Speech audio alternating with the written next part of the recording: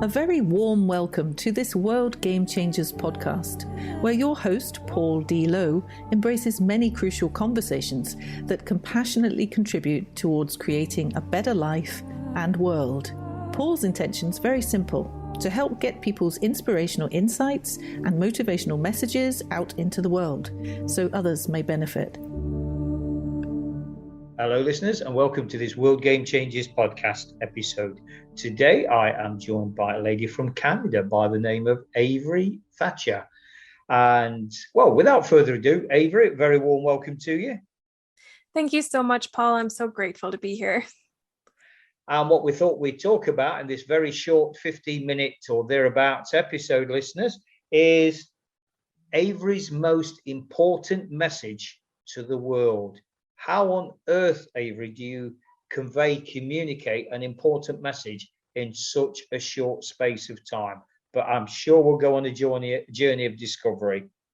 Yes, absolutely. And that's it. The journey leads to the message.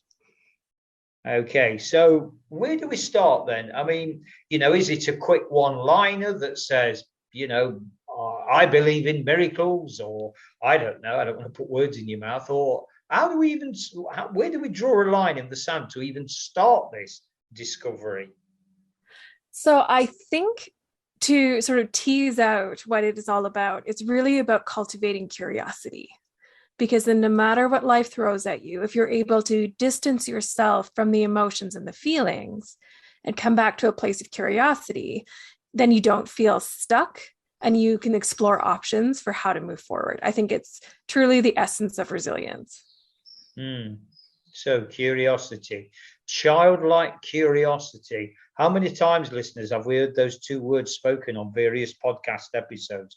Childlike curiosity. But isn't it true, Avery, that over time, we as inverted commas, adults, grown-ups, call it we lose that, don't we? That childlike curiosity. We become stuck. We've got a certain way of carrying on. We become conditioned.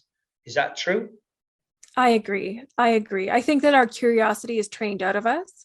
We learn how to act a certain way, become a certain way, and assign meaning to our thoughts. And so it's about learning to reconnect to the true self, because we are not our thoughts. We are the thinker of our thoughts. And so we have to really reconnect back to that thinker in order to see our world from an objective space, to be able to really reconnect to who we truly are. And yet again, listeners, a phrase that you've heard me mention countless times to reinforce what Avery's just suggested there is tail does not wag dog.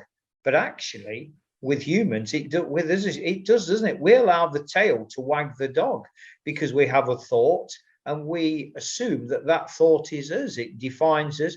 We act upon it, oftentimes to our own regret, impulsively. And so the tail does wag the dog, doesn't it, with humans, generally speaking? I think so. And I think it's a bit of a survival mechanism because we're exposed to so many billions of bits of information every second. Our body has to interpret that very quickly. And so we do rely on habits and pre-programmed beliefs and who we think we are in order to move through life without being completely overwhelmed by all of that. And so that's where we need to understand our general patterns to know if that's something which we want to continue or if it's something that we need to explore and maybe reprogram. I mean, humorously, well, I think it's humorous. You might have other ideas.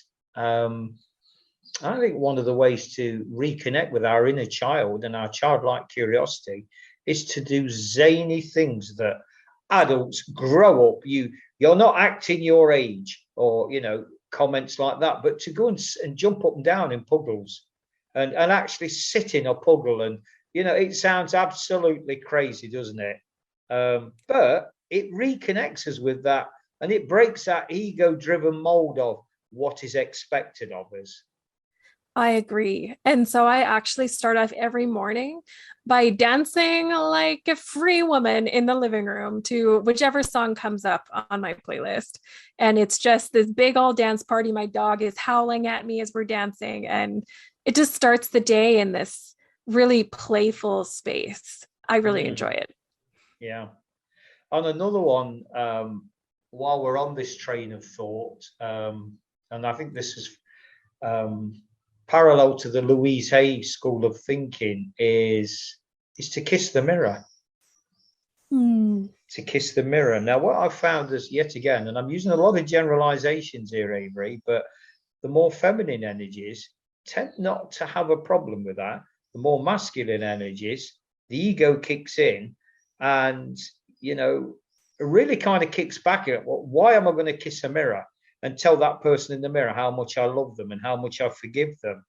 But it's breaking down that ego, that so-called shield, that mask, that protection measure, call it what you will, that actually really holds us back, doesn't it? And stops us getting in touch with our inner child. I agree. And I actually really struggle with that myself and have for a while, but I've done a lot of changes recently that we can chat about as well. But when growing up as a highly sensitive person, I was frequently told that my emotions and my depth of emotions was wrong, challenged other people, was unsafe to express. And so I had rejected a lot of who I was growing up, to the point that I was so emotionally numb that I actually tolerated a lot of behavior that I shouldn't have. And looking back, it's very sad to see what I accepted because I wasn't able to feel those emotions that would have let me know it was wrong. So the idea of affirmations or kissing the mirror or giving yourself a high five before you start the day, it really doesn't resonate with me because my body, my mind would hear that thought, oh, you're beautiful, you're going to have a great day, and be like, nope, and just send it right out.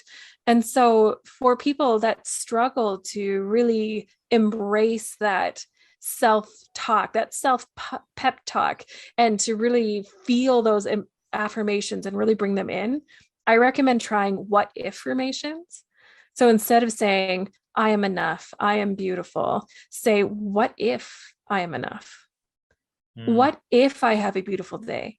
And then it really hijacks that part of the brain that would normally dismiss it. And it allows you to explore the idea, coming back to curiosity. Yeah, I love what ifs. What ifs are magical. 2 words, 6 letters, but the profound effect, listeners, of what if, it just opens up a whole space in front of us, doesn't it, to embrace childlike curiosity. Exactly. Because again, it's been trained out of us. So we have to learn how to train it back in. And because we're adults really established to what we already know how to do, we have to come at it a little bit more systematically. Yeah. So change is something that you're quite au fait with, on, dare I say, and I'll leave you to put on the table whatever you deem appropriate or not, as the case may be. But you've done something quite radical in terms of change, haven't you? I sure have. And the thing is, in the moment, it felt very radical. And the more that I share it, the more widely accepted it seems to become, and the more stories I hear of people who have done the same. So what we're alluding to here, friends, is I was actually born Heather, and I grew up for 36 years of my life as Heather.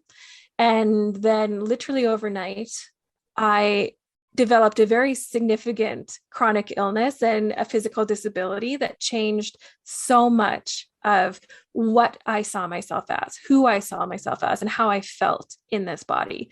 And so I went for about 18 months trying to come to terms with, how does Heather find herself in this? How can I heal from what I used to be able to do and what I can no longer do now? How do I reconcile that difference? And eventually it came down to this idea that I don't think I can bring Heather forward. I think I need a fresh start. I need to wipe the slate clean to be able to truly look at where I'm standing right now from an objective space and make good decisions for me moving forward. And so I decided to change my first name. And so that's where I became Avery. And the moment that I decided to do that, all of the PTSD dreams stopped. A lot of the anxiety went away. And I finally felt at home in my body again after feeling like it didn't belong to me for the better part of a year and a half. So it's, again, comes back to curiosity and just thinking outside the box, thinking outside the social norms, because those may not be serving you anymore. So how long have you been Avery now then? I have been Avery for about 9 months. 9 months. Wow. Mm-hmm. Wow. That's amazing. And just as an insight, just as Avery and I have shared off here, we talk about childlike curiosity. Avery, give me a name, give me a new angle, and it's all kind of tongue in cheek. But actually, is it? Because it's a real thought provoker. I forget which one of the eminent practitioners. We become our thoughts. Yes, to a large degree. I can see how we do, or we can be, but we can also change that as well, can't we? We're going into the realms of sort of deep meditative practice now, where we're nothing. We're nothing. Actually, the thoughts are like clouds in the sky. They come and go. But, so do you feel that takes practice then, Avery, to actually get to that state beyond the clouds, where we become the sky, if you will? I think it takes trust. And that does take practice in itself. But really, we are so used to being the self-contained essence of who we are. Whereas really, if you believe in Taoist or Vedic philosophy, we are part of the energy around us. We are all connected. And so when we start to let go of the idea of self, it actually becomes a lot easier to trust. Because if there's nothing left to protect, then what are you afraid of? So learning how to disconnect from that idea of cloud, the self, and really just expanding into this wide space that is the sky is a really important part of everybody's transition. I share, listeners, just on that note of changing a name. I said that if I was responsible for bringing, or partly responsible for bringing another child into this world, that beautiful being would be called Sky. Just a thought. Don't know where that came from. Seemed appropriate to share it. Yes, of course. So, name change. Any other radical changes? Any other changes? Let's take out that word radical. Don't know where that came from again, but it appeared. Any other changes that has given you this, and I'm going to use this word, and please challenge it, Avery, whether it's appropriate or not, but that's given you that freedom? Freedom is the perfect word for it. And also the word radical, because this other change that I wanted to share, I do feel is radical. Because in our world, our capitalist societies, where it's so focused on what you can achieve and seeing high achievement and value really tied into our worth, I redefined what high achievement meant. And that changed the game for me. So instead of seeing high achievement as the number of things which I could check off a to-do list in the day, when I switched that over to high achievement being defined as the ripple effect of compassion that I can spread beyond my initial circle of influence, that changed how I see nutrition, how I see my ability to support myself, how I see rest and creating a mental white space, how I see accomplishment. Because accomplishment isn't, how many podcast episodes can I produce in a week? It's about the impact of those podcast episodes, the impact of the connections that I make, the time that I spend talking with people like you, Paul. Those kinds of things are much more tied into my metaphysical energy restoration than maybe just getting a couple of things done off a list. Absolutely. Quality, not quantity. Yes.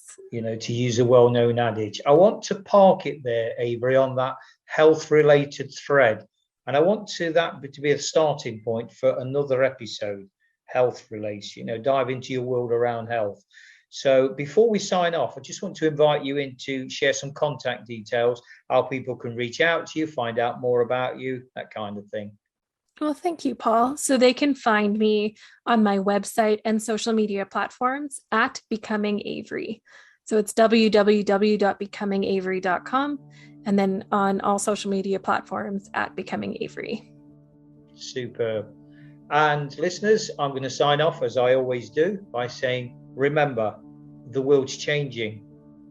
How will you respond? Thanks very much for listening to this World Game Changers podcast episode. Hopefully you found it interesting and helpful.